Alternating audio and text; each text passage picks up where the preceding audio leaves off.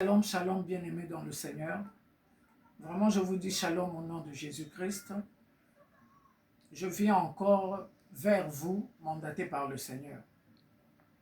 Parce que si on ne parle pas, ce n'est pas du tout agréable devant notre Seigneur Jésus-Christ. Il faut qu'on parle quand il nous demande de parler, parce qu'il est écrit que les hommes ont parlé de la part de Dieu, poussés par l'Esprit. C'est l'Esprit de Dieu vraiment qui nous pousse à vous parler. Et premièrement, je vais parler au président de la RDC toujours, parce qu'il y a un message le concernant. Il y a un message vraiment le concernant. Et après le message qui est destiné au chef de l'État de la RDC, je vais parler aussi aux dirigeants africains, le peuple de Dieu aussi inclus. Donc c'est un message qui doit parler vraiment à tout le monde, à nos dirigeants et puis à nous. Ainsi dit, je vais commencer par la lecture de la parole de Dieu, parce que Dieu veut signifier que si je viens vers vous,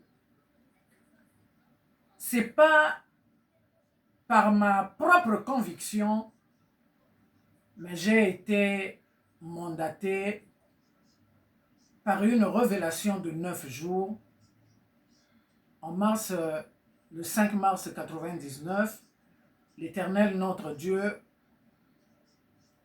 m'a déclaré prophète des nations et que je dois écouter la parole qui sort de sa part et vous parler. Donc, ainsi, cette parole que je vais lire va justifier cette mission-là. Parmi les paroles, les révélations que Dieu m'a données par sa parole, il y a celle-là qui va définir cette mission. Pourquoi je dois parler, pourquoi je dois prendre la parole. Je vais donc lire dans Apocalypse de Jean, chapitre 1er, le verset 1 et 2. Ainsi parle l'Éternel. Je lis au nom de Jésus-Christ, ainsi parle l'Éternel. Révélation de Jésus-Christ que Dieu lui a donné pour montrer à ses serviteurs les choses qui doivent arriver bientôt et qu'il a fait connaître par l'envoi de son ange à son serviteur Jean, lequel a attesté la parole de Dieu et le témoignage de Jésus-Christ de tout ce qu'il a vu. Bien-aimés, nous pouvons acclamer pour cette parole. Nous disons Amen. Bien-aimé, Jean est celui qui a eu la révélation de l'Apocalypse. Et la grâce que Dieu m'a faite est la même. Dieu m'a révélé comment ce monde-là va se terminer. Généralement, les gens disent fin du monde. Mais par révélation, cette fin, c'est d'abord la fin du monde en tant qu'entité pécheresse. Voilà pourquoi je dois écouter la parole, comme il le dit dans Ézéchiel 33, versets 1 à 9. Je dois écouter la parole qui sort de sa part et vous avertir, avertir son peuple. Je n'ai pas envie que l'épée de Jésus-Christ vienne enlever, ôter à quelqu'un la vie et que moi je n'ai pas annoncé. Il faut que j'annonce et que celui qui ne veut pas écouter, quand il se retrouve devant son péché, moi au moins j'ai mon âme sauvée. Bien-aimé, ce que je vous dis, ce que je vous enseigne, j'ai toujours prêché en disant, je crois en ce que je dis et je dis ce que je crois. Et je vais ajouter encore ce jour pour vous dire que ce que je dis n'a jamais été les enseignements d'un homme, ni d'une école pastorale. Mais Dieu m'a enseigné lui-même. Commençant par Genèse jusqu'à Apocalypse, il m'a enseigné sa parole lui-même. J'étais avant cette mission, celle qui ne connaissait pas la parole. Donc ainsi, Monsieur le Président, Félix Tshisekedi, si je viens avec ce message, c'est parce que la permission m'est donnée ici par le Seigneur selon les Saintes Écritures. Que révélation de Jésus-Christ, que Dieu lui a donné pour montrer à ses serviteurs les choses qui arrivent bientôt et qu'il a fait connaître par l'envoi de son ange à son serviteur Jean, lequel a testé la parole de Dieu et le témoignage de Jésus-Christ de tout ce qu'il a vu. Je le répète, Jean a vu, à moi aussi Dieu m'a fait grâce de voir. Et Dieu m'ajoute ceci, Jean n'était pas la lumière, ma fille Laurence, tu es la lumière du monde. Comme il est écrit aussi, dans 1 Jean, le 1er chapitre au verset 4, ainsi parle l'Éternel. En elle était la vie, et la vie était la lumière des hommes. En elle, la parole. Parce que la parole, le verset qui commence, c'est au commencement était la parole. En elle était la vie, et la vie était la lumière des hommes. Voilà pourquoi le Seigneur, par sa grâce, m'a dit, Jean n'était pas la lumière, et que moi, il m'a fait grâce, je suis la lumière du monde. N'est-ce pas la Bible aussi qui déclare que chrétien, lumière du monde et celle de la terre? Voilà comment Dieu a confirmé cette mission par sa grâce. Donc, Monsieur le Président, je viens vers vous. Le Seigneur ne m'a pas laissé en paix. Le Seigneur ne m'a pas laissé en paix concernant votre conférence faite à Paris. Monsieur le Président, très humblement, si j'étais vraiment une Congolaise de la RDC, j'aurais tenu que vous ne participiez pas à cette conférence.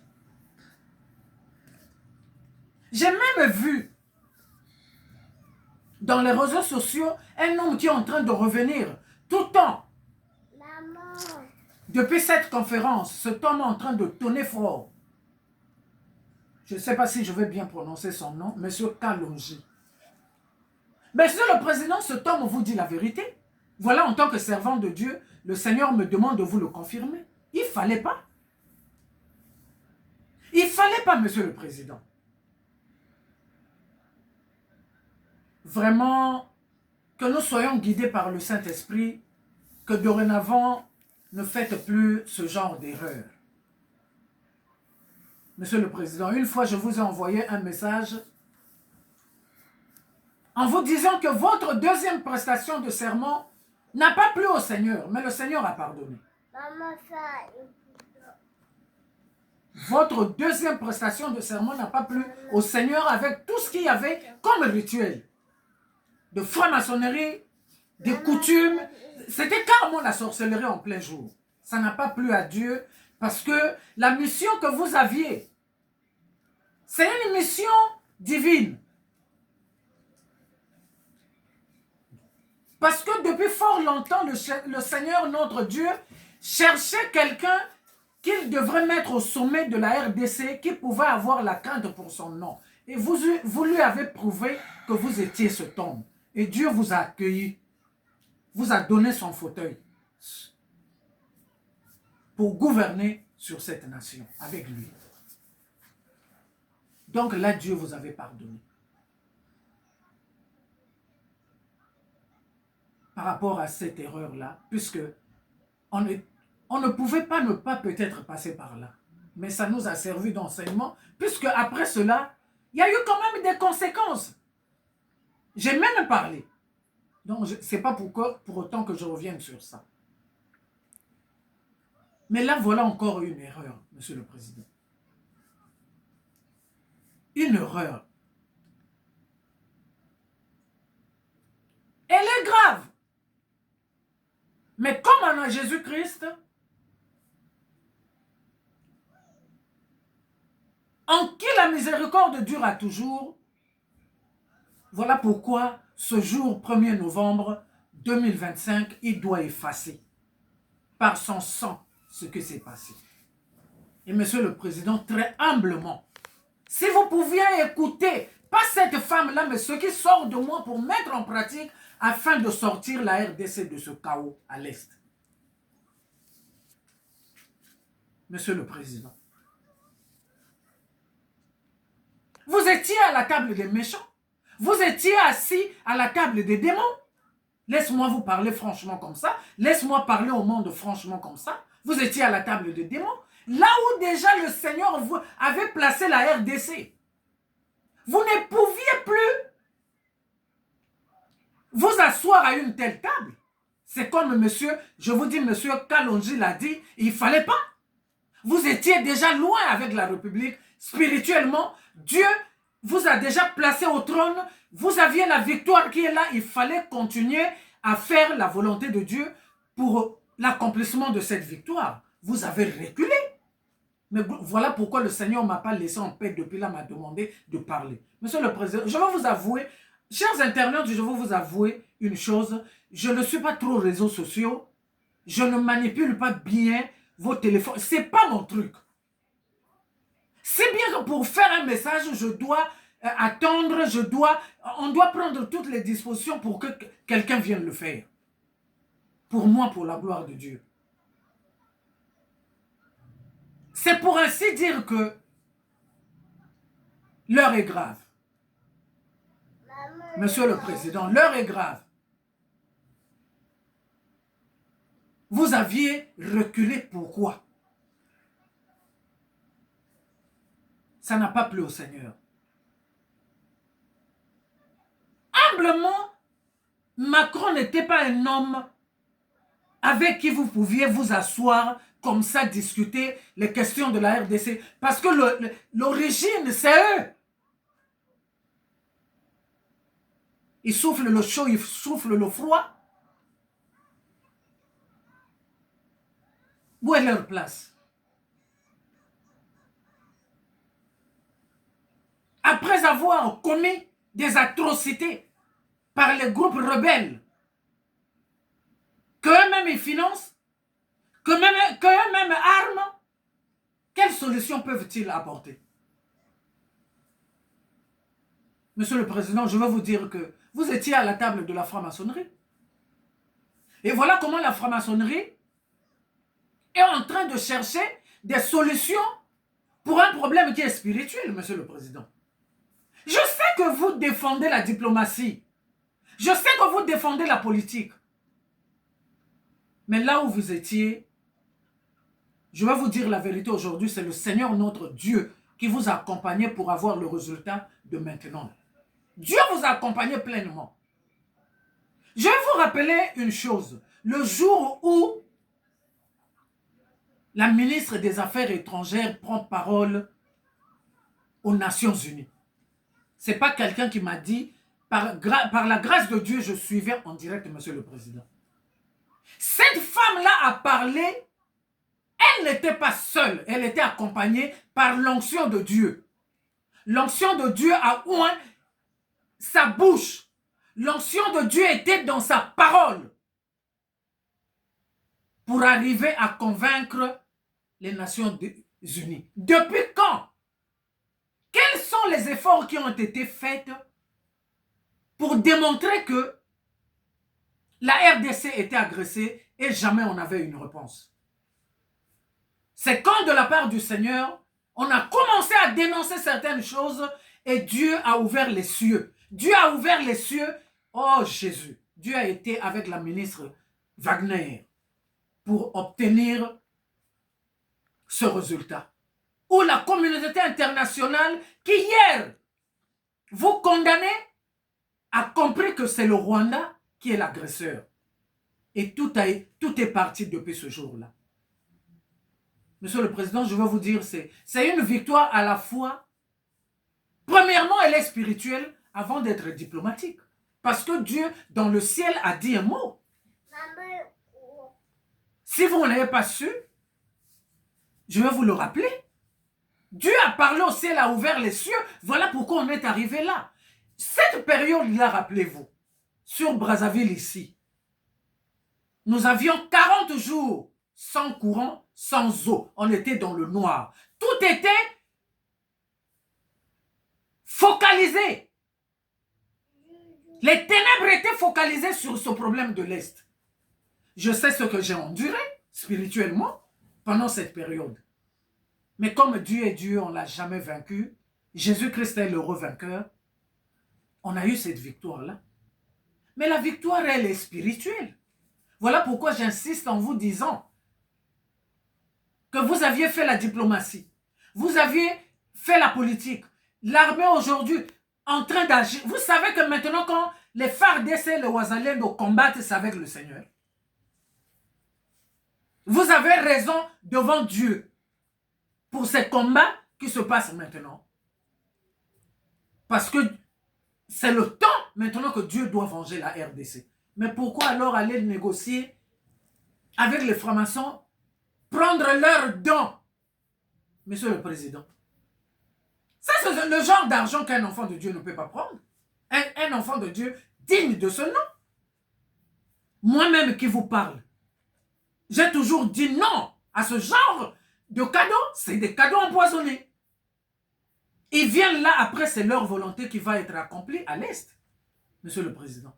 Ce que je vous dis, je crois que vous me comprenez, mais il ne faut pas qu'on fasse semblant parce que Dieu est là.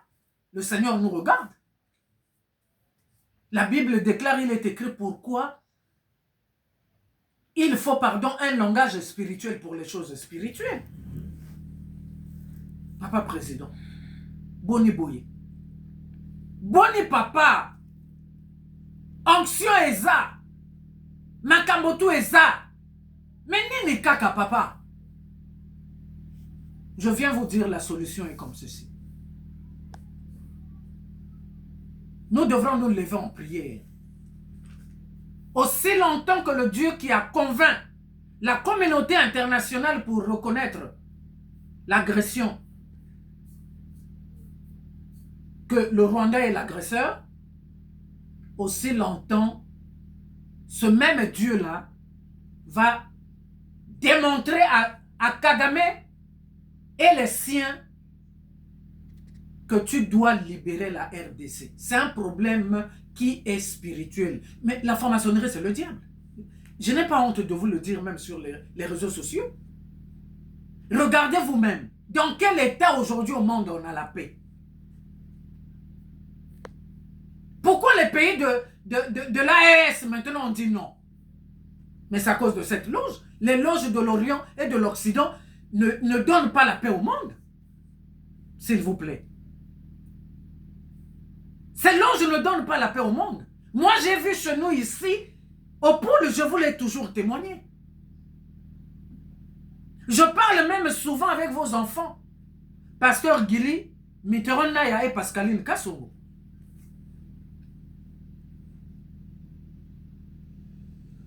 Quand Gome est tombé, j'ai vu ces enfants. Comment ces enfants se battaient sur le terrain. Et le Seigneur m'a dit, soutiens ces enfants-là dans la prière.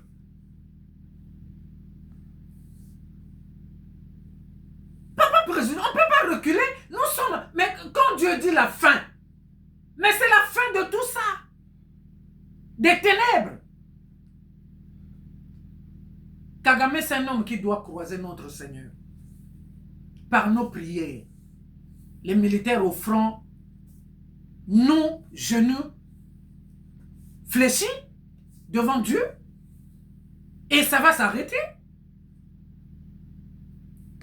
Vraiment, je ne sais pas si je me suis fait comprendre. Mais Monsieur le Président, de grâce, ne perdons pas cette grâce-là.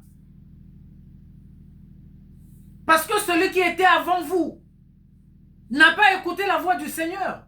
Alors que l'Occident, en le préparant, en le mettant là, pourquoi au lieu de l'appeler par son nom Hippolyte Kanambe, le prénom qui ressort aujourd'hui, on l'appelait Joseph. Mais ils ont vu l'histoire de la Bible. Joseph qui fut premier ministre en Égypte, les francs-maçons ont imité cette parole de Dieu. Ils ont imité la parole de Dieu. Mais dommage, leur Joseph n'était pas à l'écoute du Seigneur. Et ce qui lui arrive, nous sommes tous témoins, nous vivons. Nous autres, là, moi personnellement, je lui ai parlé aussi, mais comme il n'était pas pour écouter la parole de Dieu, ce qu'il subit aujourd'hui, c'est la conséquence, la désobéissance. Monsieur le Président, ne faites pas comme Israël, s'il vous plaît. Israël qui a vu Jésus-Christ naître, fils adoptif de Joseph, ils n'ont compris que, même après la croix, il y a certains juifs qui n'ont pas compris. Voilà pourquoi ils ont tous ces problèmes-là. Mais nous qui avions eu la grâce par le Saint-Esprit, la plénitude de Dieu agit par le Saint-Esprit. Mais non, nous pouvons, nous bénéficions d'une grâce inouïe. Pourquoi alors retomber dans ces erreurs-là? Ainsi dit Monsieur le Président, je crois que vous aviez un cœur et les oreilles pour écouter cette parole. Elle ne vient pas de moi. Elle ne vient pas de moi. Elle ne vient pas de moi, mais du Seigneur, du Très-Haut. Et en ce qui concerne mon pays, certains vont dire, mais elle parle des problèmes de la RDC, mais je sais. Non, ici, le feu est maîtrisé. Nous attendons que la RDC soit délivrée afin que la gloire de Dieu soit manifeste. Voilà ce que nous attendons, c'est uniquement. Ici, le feu est maîtrisé. Parce que la franc-maçonnerie n'a plus ses rayons ici. Hein. Ça ne peut plus donner. Non. Voilà pourquoi ils sont en train de chercher la RDC à conquérir, comme la RDC a 9 frontières. Non, mais ça ne marchera pas. Parce que nous sommes debout en prière avec Jésus-Christ. Ce qui est écrit est écrit. Ça ne marchera pas. Nous connaissons les méfaits de cette loge-là. Comment nos États sont délabrés dans le monde. Regarde, dans quel pays au monde il y a la paix? Depuis qu'ils ont commencé en Afrique, au Sénégal, en 60, dans la Casamance. Il y a quel pays? Il y a quel pays africain en paix? Parce que leur breuvage, c'est le sang des humains. Et ils viennent, ils profitent, ils pillent ce qu'ils peuvent piller. Non, prenons-en conscience, chers Africains. Chères Africaines, chers Africains. Prenons-en conscience. Prenons-en conscience. Jusqu'à quand? On va continuer à nous bercer, à nous borner. Le voile n'est pas tombé avec toutes ces prédications. Non, revenons à la parole de Dieu. Revenons à la parole de Dieu. Quelle est cette richesse-là? Ils doivent donner la richesse aux gens avec des conditions. Les gens qui sacrifient tout autour d'eux. Mais ce n'est pas ce que Jésus nous a dit. Jésus est l'unique offrande, l'unique sacrifice, l'unique holocauste. Dans le rouleau du livre, il nous l'a dit dernièrement, il est question que de lui, Jésus. Jésus, quand on l'élève, il n'y a plus besoin d'offrande. Nous sommes protégés. Nous sommes emmenés à la perfection par l'offrande du corps de Jésus-Christ une fois pour toutes. On n'a plus besoin d'autres offrandes. Jusqu'à quand? Jusqu'à quand? Dirigeants africains, regardons au Créateur. Je vous en supplie, regardons au Créateur. Celui qui a créé les cieux et la terre est fidèle. La France peut passer. Les hommes en France peuvent passer, mais il n'y a qu'un homme qui ne passera pas, c'est Jésus-Christ. Le vrai Dieu. Aujourd'hui, c'est prouvé. Dans tout ce que vous faites, vous dites avant Jésus-Christ ou après Jésus-Christ, il n'y a pas un autre nom. Il n'y a qu'un seul nom qui nous a été donné dans le ciel, sur la terre est plus bas que les eaux. Il n'y a que le nom de Jésus. Mais pourquoi mettre notre foi ailleurs? Est-ce qu'on vous a dit que quand on prie Jésus, on ne travaille pas? On travaille, mais nous devrons être à l'écoute de sa volonté. Voilà pourquoi j'ai parlé au président Tshisekedi. Parce que la volonté de Dieu n'a pas été appliquée pour cette conférence de Paris. Et ça n'a pas été la volonté du Seigneur. Mais jusqu'à quand nous allons être toujours dans des erreurs? Vraiment, voilà ce que j'avais à dire. Ce que j'avais à dire, bien-aimé dans le Seigneur. nous avions un homme qui est là, qui nous a sauvés il y a 2000 ans et qui continue, qui est à l'œuvre à jamais. Merci pour cette parole. Que Dieu vous bénisse. Que Dieu bénisse toutes les nations de la terre. Profitons pour finir avec aux États-Unis, comme président Trump, qui au moins croit en ce nom, qui est incompris, mais nous comprenons cet homme.